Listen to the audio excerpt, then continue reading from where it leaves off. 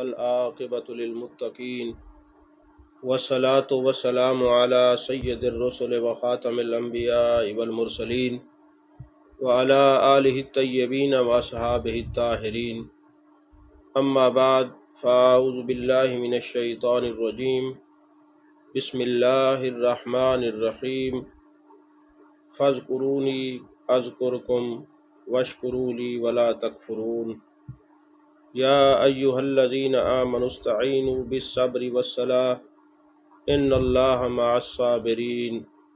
صدق اللہ العظیم و صدق رسولہ النبی الکریم الامین المکین الرؤوف الرحیم۔ ان اللہ و ملائکتہ یصلون علی النبی یا ایہا الذین آمنوا صلوا علیہ وسلموا تسلیما۔ اللہم صلی علی سیدنا و مولانا محمد وعلی آل سیدنا و مولانا محمد وبارک وسلم وصلی علیہ۔ الصلاۃ والسلام علیک یا رسول اللہ وعلی آلک واصحابک یا حبیب اللہ۔ تمام تعریفیں اللہ تبارک و تعالیٰ کے لیے ہیں، جو خالق کائنات بھی ہے، مالک شجاعت بھی، جو احد بھی ہے، صمد بھی ہے، جس کی شان لم یلد بھی ہے ولم یولد بھی۔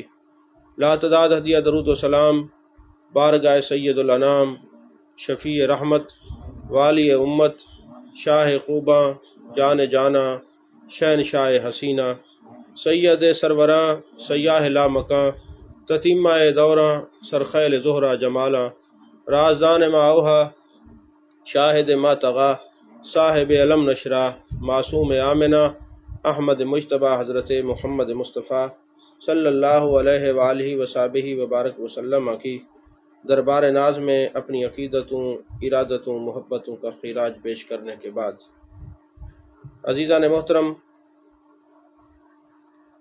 آج کا یہ درس قرآن سورہ بقرہ کی چند آیات بینات پر مبنی ہے۔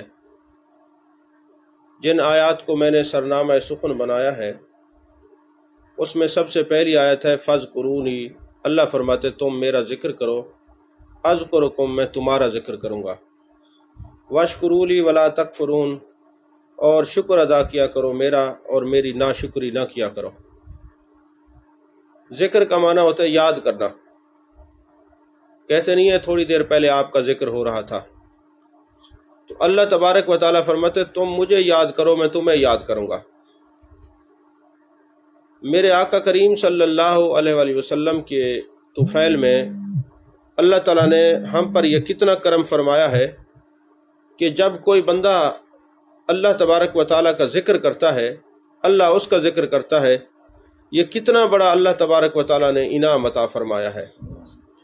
اور اکثر بزرگ فرماتے ہیں کہ ہمیں پتہ چل جاتا ہے ہمارا رب ہمیں کس وقت ذکر کر رہا ہے، ہمیں کس وقت یاد کر رہا ہے۔ تو ان سے پوچھا گیا کہ آپ کو کیسے پتہ چلتا ہے؟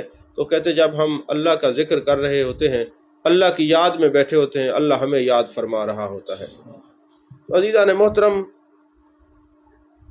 جب ہم یہ تراویح پڑھتے ہیں تو تراویح میں قرآن پاک پڑھا جاتا ہے، سنا جاتا ہے۔ اللہ نے فرمایا اِنَّا نَحْنُ نَزَّلْنَا الذِّكْرَ وَإِنَّا لَهُ لَحَافِظُونَ، ہم نے اس قرآن کو اتارا، اس ذکر کو اتارا، یعنی قرآن بھی اللہ کا ذکر ہے۔ تو جب کوئی قرآن کی صورت میں ذکر خدا بندی میں مصروف ہوتا ہے، کتنا خوش قسمتی ہے کہ جتنی دیر ہم تراویح میں کھڑے رہتے ہیں، اس کی یاد میں کھڑے رہتے ہیں، اتنی دیر اللہ بھی یاد فرماتا رہتا ہے۔ اسی طرح واقیم الصلاۃ علی ذکری، اور نماز کو بھی اللہ تبارک و تعالیٰ نے ذکر ارشاد فرمایا ہے قرآن پاک میں۔ تو قرآن بھی ذکر ہے، نماز بھی ذکر ہے، اور اللہ نے فرمایا جو میرا ذکر کرے گا، تم میرا ذکر کرو، میں تمہارا ذکر کروں گا۔ یعنی یہ اللہ کا انعام ہے، اللہ کی خصوصی مہربانی ہے کہ اللہ تبارک و تعالیٰ جن کو نماز، روزے، قیام اللیل کا شرف عطا فرماتا ہے، جن کو ذکر الہی کی اس نعمت سے نوازتا ہے، گویا در حقیقت اللہ تبارک و تعالیٰ اپنی یاد سے معمور کرتا ہے کہ آ جاؤ اب تم مجھے یاد کرو اور تمہارا رب تمہیں یاد کرے۔ اور قاضی ثناء اللہ پانی پتی رحمۃ اللہ علیہ فرماتے ہیں کہ تم مجھے یاد کرو، میں تمہیں یاد کروں گا، اس سے بڑھ کر اور کیا اللہ تبارک و تعالیٰ کی طرف سے بندے کی حوصلہ افزائی ہو سکتی ہے۔ اور جب بندہ ذکر کرتا ہے نا، تو ذکر دلوں کو صاف کر دیتا ہے۔ دل ایک آئینے کی مانند ہے، آپ نے دیکھا ہوگا کہ سورج کے سامنے شیشہ رکھ دیں، پھر اس شیشے کے سامنے اور شیشہ رکھیں، پھر اور شیشہ رکھیں، اب سورج ایک ہے مگر اس کے انوار و تجلیات کی بارش، اس آئینے جتنے بندے جائیں گے وہ سورج ایک ہی رہے گا، روشنی ایک ہی رہے گی۔ تو قاضی ثناء اللہ پانی پتی رحمۃ اللہ علیہ کہتے ہیں کہ جب کوئی بندہ اللہ والوں کی صحبت میں چلا جاتا ہے اور اللہ والوں کے سینے سے ان کو علوم ملتے ہیں، در حقیقت علم تو ایک ہی ہے، ذکر تو ایک ہی ہے، یاد تو ایک ہی ہے، مگر وہ یاد کی جو نور ہے نا، جتنے سینے آتے جائیں گے نا تو وہ ان کے جو عکس ہیں وہ چاہنے والوں کے دلوں کو طیب و طاہر، مزکہ، مصفہ اور مجلہ کرتے رہیں گے۔ تو قاضی ثناء اللہ فرماتے ہیں جب ان معارف کے حاصل ہونے کا طریقہ صرف القاء اور انعکاس ہے اور ذکر الہی اور مراقبہ سے ہی دل میں یہ استعداد پیدا ہوتی ہے کہ وہ نبی کریم صلی اللہ علیہ وسلم کے پر نور سینہ سے بلا واسطہ یا بالواسطہ فیضان و القاء قبول کر سکے، اس لیے حکم دیا میرا ذکر کیا کرو، کثرت ذکر ہی سے تم اس مقام پر فائز کیے جاؤ گے جہاں انوار و تجلیات کی بے محابہ بارش ہوتی ہے اور دوری کے حجابات یکسر الٹ دیے جائیں گے۔ اسی لیے تو اللہ تبارک و تعالیٰ نے فرمایا ہے قرآن مجید برہان رشید کے بارے میں، اس ذکر کے بارے میں، لو انزلنا ھذا القرآن علی جبل لرأیتہ خاشعا متصدعا من خشیۃ اللہ وتلک الامثال نضربها للناس لعلہم یتفکرون، کہ اگر یہ قرآن پہاڑوں پر نازل کر دیا جاتا تو یہ ریزہ ریزہ ہو جاتے۔ یہ علم نشرہ کے سینے کی برکات ہیں، برکتیں ہیں کہ پہلے ان محبوب علیہ السلام کے سینے پر قرآن نازل ہوا ہے۔ آج یہ ذکر الہی کی صورت ہر حافظ قرآن اپنے سینے میں لیا پھرتا ہے۔ یہ سارا یہ انوار و تجلیات کا مرکز چہرہ مصطفیٰ ہے اور سینہ مصطفیٰ ہے صلی اللہ علیہ وسلم۔ اس سینے کے طفیل میں آج لوگوں نے اپنے سینے کو مدینہ بنایا ہوا ہے۔ عزیزان محترم، یاد کرتے کرتے بندہ اس مقام تک پہنچ جاتا ہے۔ یہ ذکر الہی اور یاد الہی اتنی بڑی نعمت ہے کہ حدیث پاک ہے انا عند ظن عبدی بی، جب کوئی بندہ جیسا کوئی گمان کرتا ہے نا میں ویسے ہی ان کو ملتا ہوں۔ تو حدیث پاک ہے، متفقن علیہ حدیث ہے، مسلم اور بخاری شریف میں ہے کہ میرا بندہ جیسا مجھ سے گمان کرتا ہے ویسے ہی میں اس کے ساتھ برتاؤ کرتا ہوں۔ اگر وہ مجھے دل میں یاد کرتا ہے تو میں اس کو ایسے ہی یاد کرتا ہوں، اگر وہ مجھے مجمع میں یاد کرتا ہے تو میں اسے بہتر مجمع میں، فرشتوں کے مجمع میں اس کو یاد کرتا ہوں۔ اگر وہ ایک بالشت میرے نزدیک ہوتا ہے تو میں ایک ہاتھ اس کے نزدیک ہو جاتا ہوں، اگر وہ ایک ہاتھ میرے نزدیک ہوتا ہے تو میں ایک قدم اس کے قریب ہو جاتا ہوں، اور اگر وہ چل کر میری طرف آتا ہے تو میں دوڑ کر اس کی طرف آتا ہوں۔ یہ بخاری اور مسلم شریف کے اندر حدیث پاک ہے۔ تو فرمایا کہ تم میرا شکر ادا کیا کرو اور میری ناشکری نہ کیا کرو، یعنی ذکر الہی کی جو صورتیں ہیں، جو میں نے انعامات تم پر فرمائے ہیں، نبی کریم صلی اللہ علیہ وسلم کی ذات بابرکات کو بھیجا ہے، ہدایت کی توفیق بخشی ہے، شوق و محبت کا جذبہ عطا فرمایا ہے، اس پر شکر ادا کیا کرو، نعمتوں کا انکار نہ کیا کرو، رسول کریم صلی اللہ علیہ وسلم کی نافرمانی نہ کیا کرو، اور غفلت میں وقت ضائع کر کے اس شرف سے محروم نہ ہوا کرو۔ آگے اللہ فرماتے ہیں یا ایھا الذین آمنوا استعینوا بالصبر والصلاۃ، اے ایمان والو مدد طلب کیا کرو صبر سے اور نماز سے، ان اللہ مع الصابرین، بے شک اللہ صبر کرنے والوں کے ساتھ ہے۔ یہاں ایک علمی اور اہم نکتہ ہے، جو ہمارے دوست جن کو یہ پرابلم ہے وہ بار بار کہتے ہیں اللہ کے علاوہ مدد مانگنا شرک ہے، اللہ کے علاوہ مدد مانگنا شرک ہے۔ یہاں اللہ فرما رہا ہے اے ایمان والو نماز اور صبر سے مدد مانگو۔ اب میرا ان سے سوال ہے کہ یہ نماز جو ہے یہ خدا تو نہیں ہے نا، صبر جو ہے یہ خدا تو نہیں ہے نا، صبر اور نماز جو ہے یہ غیر اللہ ہے نا۔ تو اللہ فرما رہے ہیں اے ایمان والو تم نماز اور صبر سے مدد مانگا کرو۔ اب سوال یہ پیدا ہوتا ہے کہ ادھر سے یہ لوگ ہمیں جینے نہیں دیتے، یہ کہتے ہیں جی غیر اللہ سے مدد نہ مانگو، اور دیکھیں نا ایاک نعبد و ایاک نستعین، استعانت، استعینو، نستعینو، یہ سارا ایک ہی معنی ہے، نستعین یعنی مدد مانگنے کے زمرے میں آتا ہے۔ تو کہا کہ تم کسی غیر اللہ سے مدد نہ مانگو۔ اللہ فرما رہا ہے اے ایمان والو اگر تمہیں کوئی مشکل وقت آ جائے، کوئی مسئلہ آ جائے تو تم نے کس سے مدد طلب کرنی ہے؟ صبر سے اور نماز سے۔ تو میرا سوال یہ ہے کہ صبر اور نماز جو ہے وہ غیر اللہ ہے، پھر ان سے مدد مانگنے کا کیوں حکم دیا گیا؟ تو اس کا جواب یہی ہو سکتا ہے کیونکہ صبر بھی اللہ کو پسند ہے اور نماز بھی اللہ کو پسند ہے، جو اللہ کے پسندیدہ ہوں وہ مدد کر سکتے ہیں، تو ہم بھی جن کو مدد کے لیے پکارتے ہیں یا جن کو مدد کے لیے کہتے ہیں، ہم ان کو معبود سمجھ کے نہیں، اللہ کا محبوب سمجھ کے ان سے مدد مانگتے ہیں۔ اور یہاں میں یہ بھی عرض کر دوں کہ حقیقی طور پہ مدد کرنے والا اللہ ہے، حقیقی طور پر مدد اللہ کی ہے۔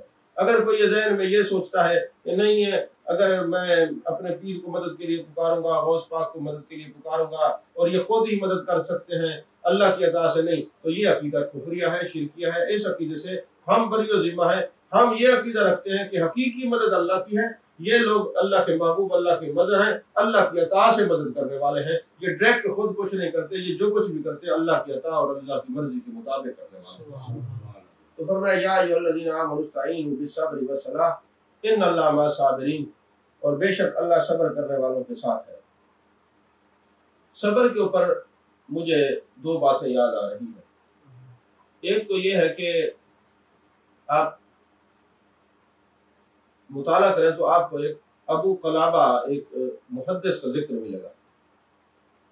ایک شخص جنگی طور پہ سپہ سالار بنا کر جرنیل بنا کے بھیجے گئے، تو دریا کے کنارے وہ جو سپہ سالار تھے، وہ جرنیل تھے، وہ گشت کر رہے تھے، حالات کو، واقعات کو دیکھ رہے تھے کہ کیا ہو رہا ہے۔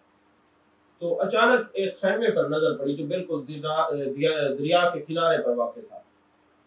اس خیمے میں جب گئے نا تو کیا دیکھتے ہیں، ایک شخص کہہ رہا ہے اے اللہ تیرا شکر ہے، اے اللہ تیرا شکر ہے، اے اللہ تیرا شکر ہے، اور ان کے جسم کے اوپر الرجی ہے، مکھیاں بیٹھی ہوئی ہیں۔ اور پھر وہ کہتے ہیں، عبداللہ جنگی ان کا نام تھا اس جرنیل کا، کہتے ہیں مجھے یہ حیرت ہوئی یہ دیکھ کے کہ ان کے جسم پہ الرجی ہے اور ایسی بیماری پہ مبتلا ہے کہ مکھیاں ہیں، اور آگے بڑھ کے مجھے اور حیرت ہوئی اس کے دونوں ہاتھ بھی کٹے ہوئے تھے، ان کے دونوں پاؤں بھی کٹے ہوئے تھے۔ میں ان کے قریب گیا اور آنکھیں بھی سلامت رہی تھی، نابینا تھے۔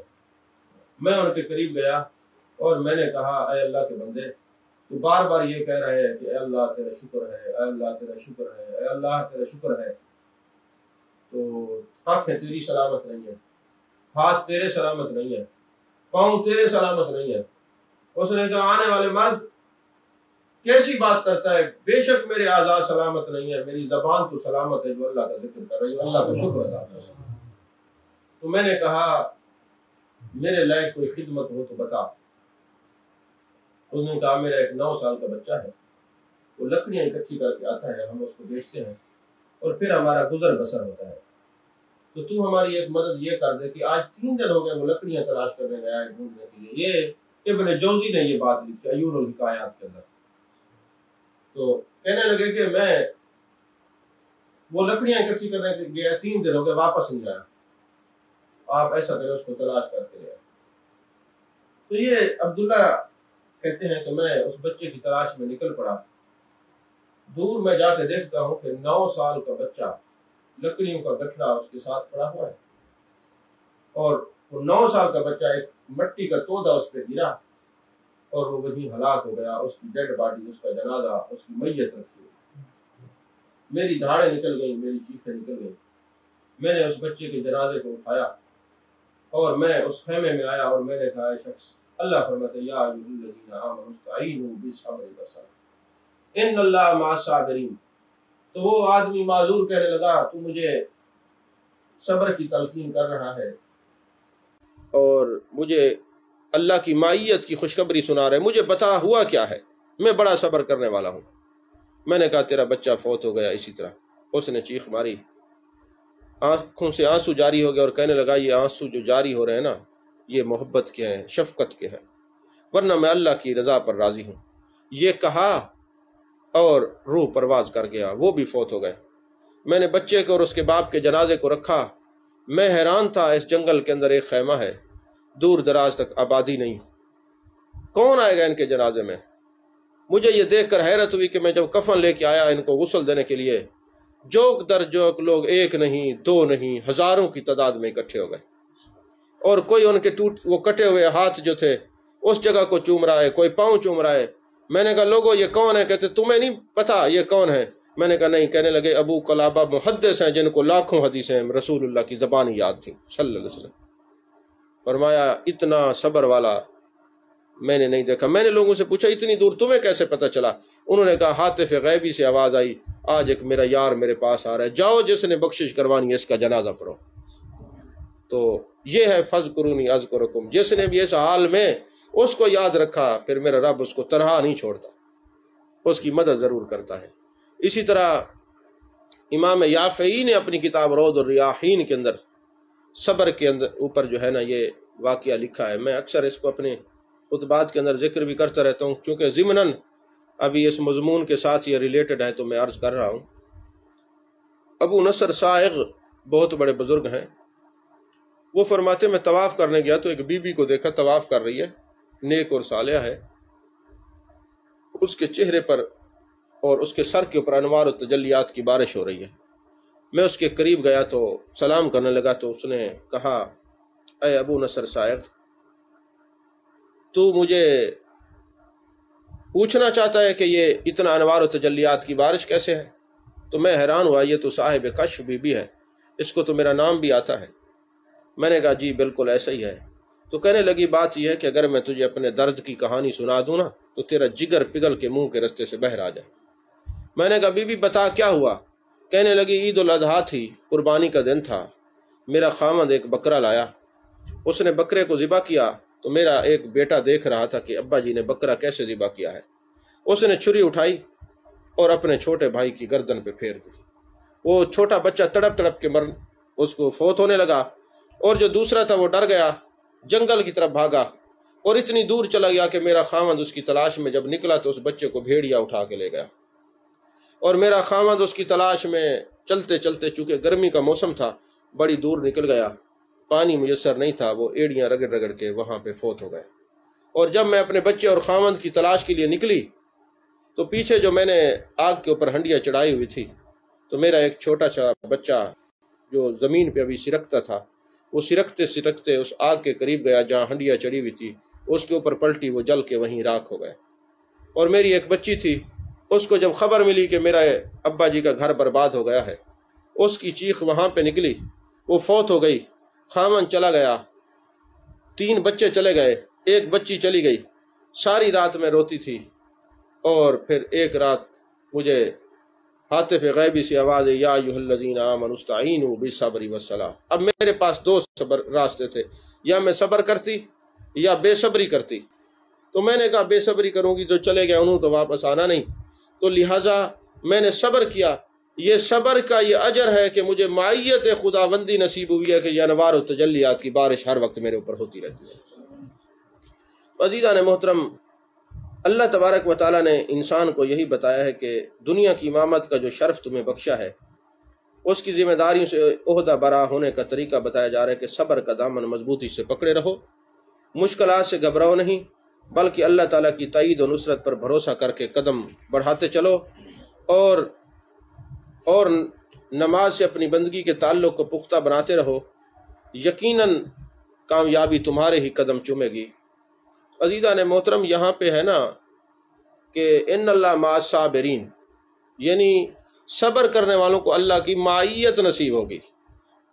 یہ معیت کو اگر بیان کرنا چاہے نا، میں نے اس معیت پر کئی تفسیریں دیکھی ہیں کہ یہ معیت سے کیا مراد ہے، معیت کہتے کس کو ہیں، معیت کی کیا تعریف ہوگی، ہم اس کو کیسے بیان کریں گے؟ تو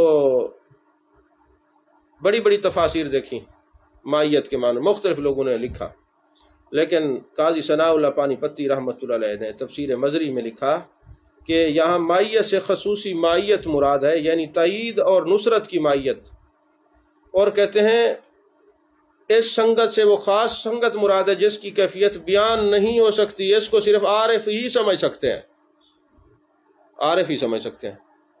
اب آپ کو 5-6 سیب کھلا کے نا اس کا جوس پلائیں، پھر کہیں اس کا ذائقہ بیان کریں، اب آپ نے محسوس تو کیا ہے لیکن زبان پہ ذائقہ بیان نہیں ہو سکتا۔ تو جن کو معیت خداوندی نصیب ہو جاتی ہے وہ محسوس تو کر سکتے ہیں، مگر معیت بیان سے باہر ہے، معیت بیان نہیں ہو سکتی۔ تو آگے فرمایا وَلَا تَقُولُوا لِمَنْ يُقْتَلُ فِي سَبِيلِ اللَّهِ أَمْوَاتٌ بَلْ أَحْيَاءٌ وَلَٰكِن لَا تَشْعُرُونَ، اور نہ کہا کرو انہیں، وَلَا تَقُولُوا، نہ کہا کرو حکم ہے، نہ کہا، یہ نہ کہا کرو جو اللہ کے راستے میں فوت ہو گئے ان کو کیا نہ کہا کرو، ان کو مردہ نہ کہا کرو، بل احیاء ولکن لا تشعرون، بلکہ ان کو کیا کہا کرو، وہ زندہ ہیں، تمہیں شعور نہیں ہے۔ اب دیکھیں نا، جو لوگ اللہ والے ہیں یا جو لوگ شہید ہو جاتے ہیں ان کو جو کہتے جی وہ مر گئے، جی وہ مٹی ہو گئے، جی اب ان کا تو کوئی عمل نہیں، وہ تو منکر قرآن ہے۔ اللہ فرماتے ہیں ولا تقولوا، وہ نہ کہا کرو، وہ کہہ رہے ہیں۔ اللہ فرماتے ہیں ان کو مردہ نہ کہو، اور یہ کہہ رہے ہیں۔ اب آپ کہیں گے کہ چلو شہید کی تو قرآن کی نص سے یہ زندگی ہے، تو اللہ کے ولی کیسے زندہ ہیں؟ بھائی دیکھیں نا، میرے آقا کریم صلی اللہ علیہ وسلم نے فرمایا آؤ لوگوں، ہم نے بڑی بڑی جنگیں اور غزوے فتح کیے، آؤ آج ایک بہت بڑے جہاد کی طرف چلتے ہیں۔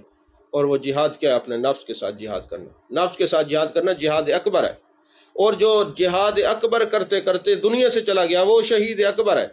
تو جو میدان جنگ والا شہید ہے وہ شہید اصغر ہے، وہ زندہ ہے۔ تو جو جہاد والا، جو اپنے نفس سے جہاد کرنے والا ہے، وہ شہید اکبر ہے، وہ شہید اکبر کیسے زندہ نہیں ہوگا؟ اور اللہ فرماتے ہیں ان کو مردہ نہ کہو، ان کو مردہ نہ کہو، ولا تقولوا ولا تقولوا ولا تقولوا، نہ کہو نہ کہو، اور یہ کہتے ہیں مردہ ہے۔ اب آپ اندازہ لگائیں وہ کون قرآن پہ، وہ کون سا قرآن پڑھ رہے ہیں اور کون جو ہے اس پر عمل کر رہے ہیں۔ تو پتہ چلا کہ اس آیت کا شان نزول کیا ہے۔ ہوا یہ کہ جب میدان بدر میں کئی مسلمان شہید ہوئے نا، تو لوگوں نے کہنا شروع کر دیا فلاں مر گیا اور اپنی زندگی کی لذتوں سے محروم ہو گیا، فلاں مر گیا۔ تو غیرت الہی برداشت نہ کر سکی کہ جن لوگوں نے اس کے دین کی سربلندی کے لیے اپنی جانیں قربان کی، انہیں کوئی مردہ کہے۔ اب دیکھیں اولیاء کرام نے کتنے سفر کیے ہیں، گھر بار چھوڑے ہیں دین کی سربلندی کے لیے، جہاد اکبر کیا ہے۔ تو میدان جنگ والے انہوں نے گھر بار چھوڑا ہے، عزیز و اقربا چھوڑے ہیں اور شہید ہو گئے۔ اللہ کی غیرت نے یہ گوارا نہیں کیا۔ اللہ کتنا کریم ہے کہ میرے راستے میں یہ جائیں، گھر بار چھوڑیں اور میرے دین کی سربلندی کے لیے کوئی ان کو کوئی مردہ کہے تو کیوں کہے؟ فرمایا ولا تقولوا لمن يقتل في سبيل۔ اب دیکھیں وکالت خدا خود فرما رہا کہ تم دین کے لیے آؤ نا، پھر تمہیں کوئی مردہ کہے۔ اللہ فرماتا ہے اب جو مردہ کہے گا نا تو منکر قرآن ہوگا، اور جو منکر قرآن ہوگا تو فارغ ہی ہو جائے گا ہر طرف سے۔ تو فرمایا کہ انہیں مردہ نہ کہا جائے۔ تو اس لیے یہ آیت نازل فرما کر اللہ کی راہ میں جان دینے والوں کو مردہ کہنے سے سختی سے روک دیا، بلکہ بتایا گیا وہ زندہ ہیں۔ اور شہداء کی کئی قسم ہیں۔ اس پر گفتگو کرتے ہوئے صاحب تفسیر روح المعانی سید محمود بغدادی آلوسی رحمۃ اللہ علیہ لکھتے ہیں کہ سلف صالحین کی اکثریت کا یہی مذہب ہے کہ شہداء کی زندگی روحانی اور جسمانی دونوں طرح کی زندگی ہے، اور بعض کا خیال ہے کہ صرف روحانی زندگی ہوتی ہے، لیکن پہلا قول صحیح ہے۔ اور صاحب تفسیر مظہری لکھتے ہیں اللہ تعالیٰ ان کی روحوں کو جسموں کی قوت دیتا ہے، وہ زمین آسمان جنت میں جہاں چاہیں چلے جاتے ہیں، اور شہداء اپنی دوستوں کی امداد کرتے ہیں اور اپنے دشمنوں کو ہلاک کرتے ہیں۔ اب یہ جہاں آئیں چلے جائیں، اس پر ایک حدیث پاک آپ سنتے رہتے ہیں کہ میرے آقا علیہ الصلوۃ والسلام تشریف فرما تھے، اتنے میں دیکھا فرمان لگے وعلیکم السلام وعلیکم السلام وعلیکم السلام۔ صحابہ نے عرض کی حضور کوئی نظر تو نہیں آ رہا۔ فرمایا جو میرے چچا داد بھائی جناب علی کے بھائی رضی اللہ تعالیٰ عنہ کے حضرت جعفر طیار جنگ تبوک میں شہید ہوئے نا، تو ابھی اللہ نے ان کو اجازت دی، اڑتے ہوئے یہاں سے گئے ہیں۔ طیار کا معنی ہوتا ہے، آپ کہتے نہیں تیارہ، طیار کہتے ہیں اڑنے والا، طیار کہتے پروں والا۔ ابھی یہاں سے اڑتے ہوئے گئے، اوپر وہ تھے، نیچے عبداللہ بن رواح تھے، اور شروحات کے اندر یہ بات لکھی کہ عبداللہ بن رواح نیچے کیوں تھے، جعفر طیار اوپر کیوں تھے، یہ علمی بات ہے۔ انہوں نے کہا حضرت عبداللہ بن رواح وصال کے بعد، شہادت کے بعد بھی خاندان نبوت کا، رسول اللہ کے خاندان کا احترام میں نیچے تھے، وہ اوپر تھے، یعنی مار کے بھی ادب رسول کر رہے ہیں اہل بیت کا۔ تو میرے آقا نے فرمایا یہاں سے گزرے ہیں، انہوں نے مجھے سلام کیا ہے تو میں نے ان کو جواب دیا ہے۔ اس دن سے کسی مکتبہ فکر کا بھی ہو بندہ، وہ کہتے حضرت جعفر طیار، حضرت جعفر طیار، حضرت جعفر طیار۔ تبھی تو میں کہا کرتا ہوں کہ عجیب تمہاری عقل ہے کہ تم ان کو تو جعفر طیار کہتے ہو جن نظروں نے دیکھ کے بتایا اڑ رہے ہیں، ان کی نگاہ علم پر تم علم غیب پر بحثیں کرتے ہو اور مناظرہ کرتے ہو۔ ان کو تو جعفر طیار سبھی مانتے ہیں، لیکن جس نبی نے بتایا ان کی آنکھ کے علم غیب کو بھی مانے نا۔ عزیزان محترم، جب شہداء کی زندگی کا یہ حال ہے تو انبیاء، صدیقین، امت کے اعلیٰ درجے کے جو شہیدوں سے بھی مرتبہ و شان میں بالاتفاق اعلیٰ اور برتر ہے۔ دیکھیں نا، مومن ہے، صالح ہے، پھر جناب والا شہداء ہیں، شہداء سے اوپر صدیقین ہیں، صدیقین سے اوپر نبیین ہیں، اور نبیین سے اوپر امام الانبیاء ہیں۔ تو جب شہداء کی زندگی کا عالم یہ ہے تو پھر صدیقین کی زندگی کا عالم کیا ہوگا؟ اور جب صدیقین کی زندگی کا عالم یہ ہے تو پھر نبیین کی زندگی کا عالم کیا ہوگا؟ اور پھر نبیین کی زندگی کا عالم یہ ہے تو پھر امام الانبیاء کی اپنی زندگی کا عالم کیا ہوگا؟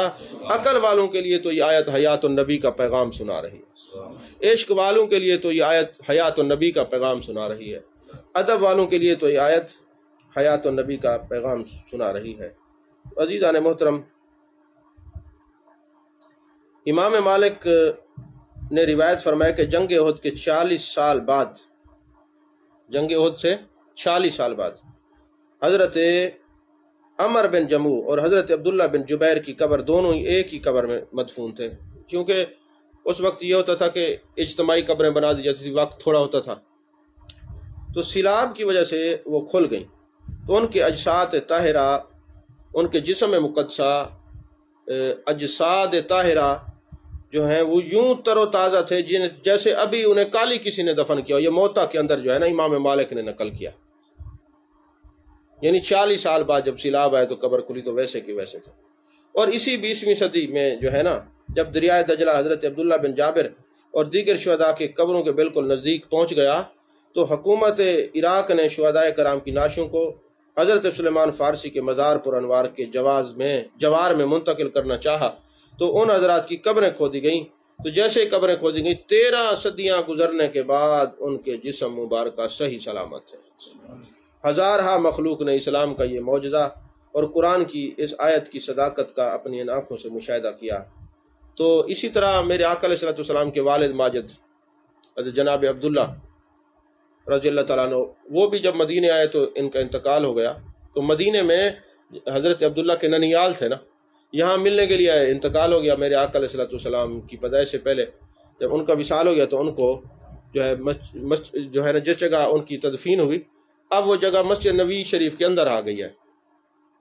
تو باب الرحمہ کے اندر داخل ہوں تو وہ مقام جگہ ہے جہاں جناب عبداللہ رضی اللہ تعالیٰ عنہ کی مزار مقدس تھی، میرے آقا علیہ السلام کی۔ ابھی ہی جو ہے نا کوئی 80 کی دہائی میں ان کی قبر کو کھولا گیا، اور جب کھولا گیا تو ان کا جسم مبارکہ اسی طرح تر و تازہ تھا، اور وہاں سے اٹھا کے جنت البقیع میں آپ کو تدفین کی گئی۔ تو عزیزان محترم، جو آقا علیہ السلام کے دین کی سر بلندی کے لیے اپنے نفوس کے ساتھ جہاد کرتے ہیں، وہ جہاد اکبر والے وہ بھی زندہ ہیں، جو میدان جنگ میں جاتے ہیں وہ بھی زندہ ہیں۔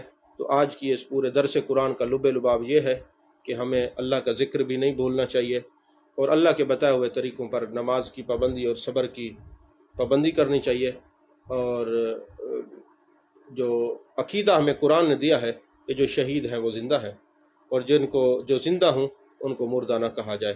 اللہ تبارک و تعالی ہمیں قرآن مجید برہان رشید پر عمل کرنے کی توفیق عطا فرمائے۔ وآخر دعوانا الحمدللہ۔